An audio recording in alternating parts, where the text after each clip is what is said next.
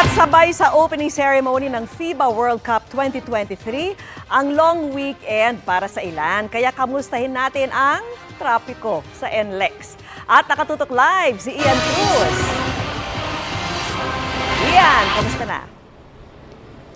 Alam mo, Vicky, bago dumilim ay nakapag-ikot pa tayo dito sa North Luzon Expressway. At sa mga sandaling ito, Vicky, makikita natin napakabilis ng daloy ng trapiko dito sa NLEX na siyang pangunahing daanan patungo sa venue kung saan nga ginaganap ngayon ng FIBA World Cup.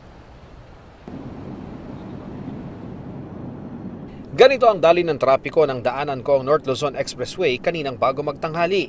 Papasok pa lang ng Balintawak Toll Plaza, nakaabang na ang mga enforcers para alalayan ang mga papunta sa pagbubukas ng FIBA World Cup sa Philippine Arena sa Bukawi, Bulacan. May mga tauhan din ng NLEX sa kahabaan ng expressway. Mabuti na lang dawat natapos kaninang umaga ang repair sa girder na tinamaan ng isang container van sa Marilao Bridge kahapon. They've been working since last night na maayos yon. Kaya if you notice this morning, tumukod ng as much as 1.5 kilometers. But as promised, 10 o'clock, mabubuksan na.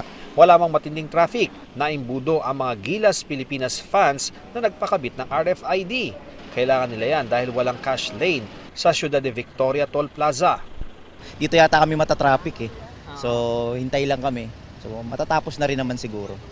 Bawas traffic din sa hapon ang mga nasa Philippine Arena na bago pa magtanghali. Mismong NLEX Corporation na rin ang nagmando ng parking sa venue. To our surprise, ang dami ng tao. No?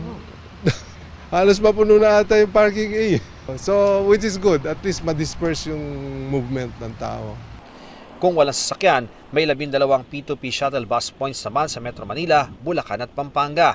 400 bus ang maghahatid sundo sa mga yan papunta at pabalik sa arena ng libre.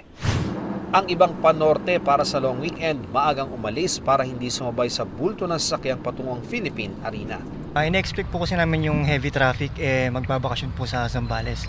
So maaga po umalis ng bahay para iwas traffic po.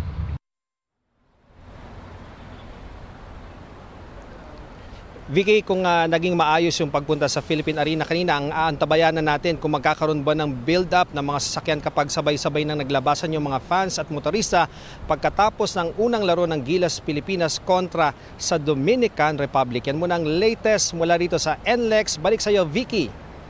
Maraming salamat sa iyo, Ian Cruz. Mga kapuso, kasama nyo kami 24 oras. Mag-subscribe sa GMA Integrated News sa YouTube. Sa mga kapuso abroad, bisitahin ang GMA Pinoy TV at www.gmanews.tv.